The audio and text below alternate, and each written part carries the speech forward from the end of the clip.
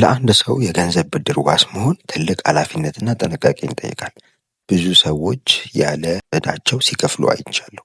ብዙ ሰዎች ያለ ዕዳቸው ሲጠየቁ አይቻለሁ። ለአንድ ሰው የገንዘብ ብድር ዋስ መሆን ትልቅ ኃላፊነትና ጥንቃቄን ይጠይቃል። ዋስ ከመሆናችሁ በፊት ማወቅ ያለባችሁ ትልቅ ነገር አለ። ይህም ለማን ነው ዋስ የምሆነው? ምን አይነትስ ዋስትና ነው የምገባው የሚለው ነው። አሁን የምነግራችሁ ከዋስትና አይነት ውስጥ አንዱ የሆነውን ተራ ዋስትና ተብሎ የሚታወቀውን የዋስትና አይነት ነው። ሰላም ክቡራን ተከታታዮቼ፣ በመግቢያ እንዳልኳችሁ ከዋስትና አይነት ውስጥ እንዳሉ አንዱን ተራ ዋስትና የሚባለውን ያለውን የሕግ ምንነት፣ የሚያስከትለውን ኃላፊነት፣ ከሕግ አንጻር ምንድን ነው የሚለውን በዝርዝር የምነግራችሁ ይሆናል። ሰብስክራይብ በማድረግ ቤተሰብ ይሁን። ቀጥታ ወደ ፕሮግራሜ ልግባ።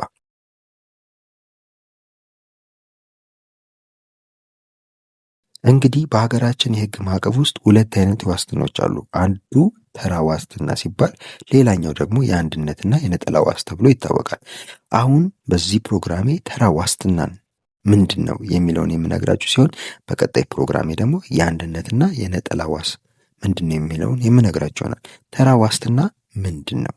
ተራ ዋስትና ማለት ዋናው ባለዕዳ ግዴታውን ለመወጣት ካልቻለ አንድ ብድር የተበደረ አበዳሪው ዋስ እንዲጠራ ብድሬን ካልከፈልከኝ ዋስ ጥራ ይለዋል። ተራ ዋስትና ማለት በዚህ ዋስ ደረጃ ዋናው ባለዕዳ ግዴታውን ገንዘቡን የተበደረውን ብድር ለመወጣት ካልቻለ፣ አቅም ከሌለው ዋሱ ገንዘቡን ለመክፈል ግዴታ የሚገባበት የዋስትና አይነት ነው።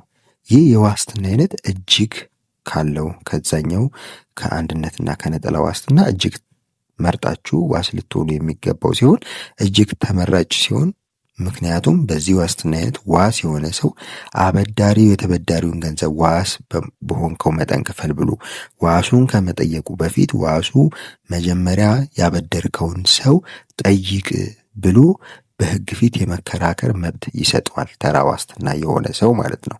ይህ ማለት ለገንዘብ ብድር አመላለስ በተራ ዋስትና ዋስ የሆነ ግለሰብ ተበዳሪው ንብረት ኖሮት ዕዳውን ለመክፈል ፈቃደኛ ካልሆነ የተበዳሪ ንብረት ተሽጦ ዕዳው ይከፈል ብሎ መከራከር ይችላል። ይህ መብት በሕግ ፊት ቤኔፊት ኦፍ ዲስከሽን በመባል ይታወቃል ማለት ነው። ስለዚህ ዋስ ልገቡ ስትሉ ምን አይነት ዋስትና ነው መገቡት ሲሏችሁ፣ የአንድነትና የነጠላ ነው ወይስ ተራ ዋስትና ነው ከተባለ፣ ተራ ዋስትና ከገባችሁ አንድ አበዳሪ ተበዳሪው ገንዘቡን ካልከፈለው ዘሎ መጥቶ እናንተ ጋር የዋስ የሆናችሁ ሰው ገንዘቡን ስላልከፈለ እኔ ክፈሉኝ ብሎ ሊጠይቃችሁ አይገባም። ሕግ ምን ይሰጣችኋል? በዚህ የዋስትና አይነት ዋስ ከሆናችሁ መጀመሪያ ያበደርከውን ሰው ጠይቅ። ያበደርከው ሰው ገንዘብ ካለው እሱን ሸጠ ተጠቀም፣ እሱን ካጣ ነው ወደ እኔ የምትመጣው የሚል በሕግ ፊት በእንግሊዝኛው አጠራር ቤኔፊት ኦፍ ዲስከሽን በመባል የሚታወቀው መብት ይሰጣችኋል ማለት ነው። በአጠቃላይ ተራ ዋስትና ማለት ዋናው ባለዕዳ ግዴታውን ለመወጣት ካልቻለ፣ አቅም ከሌለው ዋሱ ገንዘቡን ለመክፈል ግዴታ የሚገባበት የዋስትና አይነት ሆኖ፣ ነገር ግን ይህ ዋስትና አይነት ገንዘብ አበዳሪው ተበዳሪውን ገንዘቡን ክፈለኝ ብሎ ሳይጠይቅ ዋሱን ክፈሉ ብሎ መጠየቅ አይችልም። በዚህ ዋስትና አይነት ማለትም ገንዘብ አበዳሪ የተበደረው ሰው እያለ ዋሱን ገንዘቡን ክፈል ብሎ ቢጠይቀው ዋሱ መጀመሪያ ያበደርከውን ሰው ጠይቅ፣ እኔ ጋር ከመምጣት በፊት ከዋናው ባለዕዳ ጋር ተከራከር ብሎ የመመለስ መብት የሚሰጥ የዋስትና አይነት ነው ተራ ዋስትና። ብዙ ሰዎች ዋስ ሲሆኑ እቺን ነገር በዋስትና ውሉም ላይ በብድር ውሉም ላይ ሳያዩት ይፈርማሉ።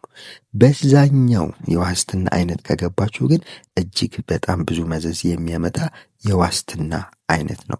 በተራ ዋስትና እና ከሌላው የዋስትና አይነት የሚለየው ማለትም ከአንድነትና ከነጠላ ዋስትና የሚለየው ተራ ዋስትና የገባ ሰው አበዳሪው ያበደረውን ሰው ዕዳህን ክፈል ብሎ ሳይጠይቅ ዋሱን መጠየቅ አይችልም ማለት ነው።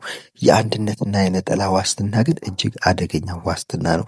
እሱን የዋስትና አይነት በቀጣይ ፕሮግራሜ የምሰራላችሁ ይሆናል ማለት ነው። ለዛሬ ግን ተራ ዋስትና ይሄንን ይመስላል።